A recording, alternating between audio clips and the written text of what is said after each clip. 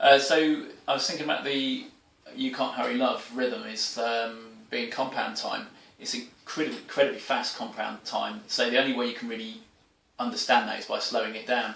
So you've got the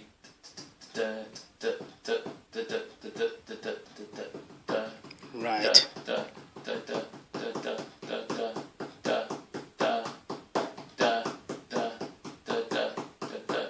One and a two and a three and a Four and a one and a two. So you have one and a two and a three and a four and a the one and a two and a three and a four and a one and a two, and that's basically subdivided into three rather than into four. Oh, I that's see. The swing beat. That's the kind of right. More jazz So element to it. Oh, so in effect, that of course, as you know, most of the Funk Brothers were jazz trained musicians. So that's how the influence came about. That there's certainly a cross fertilization going on there. There's a connection. Cross fertilization. Yes. Okay, I see the point. So basically, they were the fundamentals, right? Yeah. Nucleus of the sound. I think being able to understand the difference between compound and simple time is actually really important from a musical point of view as to how you arrange a piece of music or how a piece of music even comes about in the first place. So if you had that melody line, because it's such a fast compound time, you have that "You can hurry love." You could do it in simple time. You could go "Can't hurry love, you just have to wait." Just wouldn't groove. It needs to have that groove, which is your compound time, which is your subdivision of three. So it changes the groove altogether.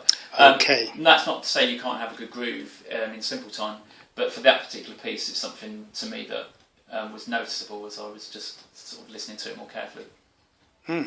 Right. So that in real analysis, really, as we examine it closely, of course, James Jamerson and Earl Van Dyke and drummer Ben Benjamin, of course, with Paul Reiser doing the arrangement, opposed to Stringer and Orne arrangements and so forth, was really the key to the success of Holland-Dozier production with the Supremes. So really, when you look at it, and it's good for people to know that it was of a great jazz influence, although they were people of black origin, but they had a lot of white influence, the arrangers, people from the Detroit Symphony Orchestra, of course, because you're from that classical background, of course, yourself, Nathan. I think I've got quite a lot of...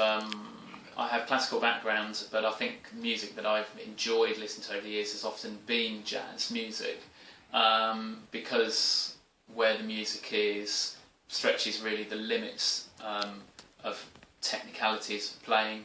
So that's something that I'm really interested in as well. Yeah.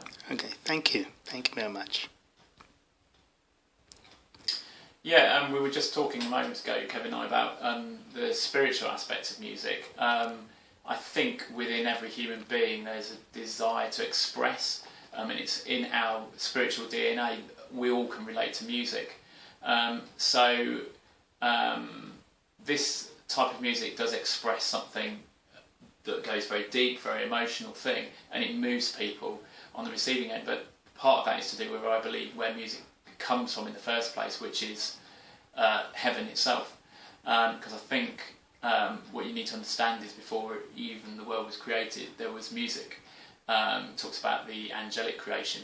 So, and music is used as a form of worship, whether it be to God or whether it just be within people's lives, a way of expressing themselves and connecting to something deeper.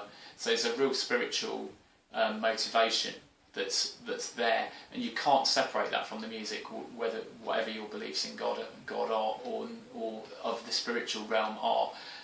There is something that goes much deeper and that connects people. So it's this culture that we've really been looking at, which brings out what people have got to give and their experiences, and also their own interactions in their lives, the cultures that they've engaged with. I think music is very much a spiritual thing. I just want to inject something there as well. The fact that all the signature sounds that came from the Motown musical workshop, as well as the Philly Musical Workshop or Memphis and so on, Yeah. and the Musher Show, and we look at the West Coast sound and the East Coast sound, and even in the UK, there was an integration of people of different race. Yeah. Eventually united to create signature masterpiece. Yeah. Because basically music actually ties the cultures together. That's it. Which is fascinating, yeah. That's where we're heading to every tribe and tongue and nation. Yes. And the music coming together. And exactly. You don't have the orchestra, you don't have the heavenly arrangement without every single tribe and tongue. Oh, yes. So that's where it's all going. Yeah. That's where it came from. Oh, yes. It's fascinating when I look at, for instance, the Motown Musical Workshop or the Sound of Young America's signature sound, in that you have mainly white string arranger, Staple Gordon, leading the Detroit Symphony Orchestra string section, a white Jewish guy, and he had Italian background, all sort of white guys working in the Snake Pit or Studio A, actually giving the sweetening to these legendary hit tracks like Baby Love and so forth, all that having that special sonic quality. Yeah. Isn't that interesting? And they're all from different background, but yet they came in to produce that masterpiece. It's the thing that's in common. It's a diversity which is there, which is yes, intentional. Exactly. Very much intentional. Yes. Fantastic.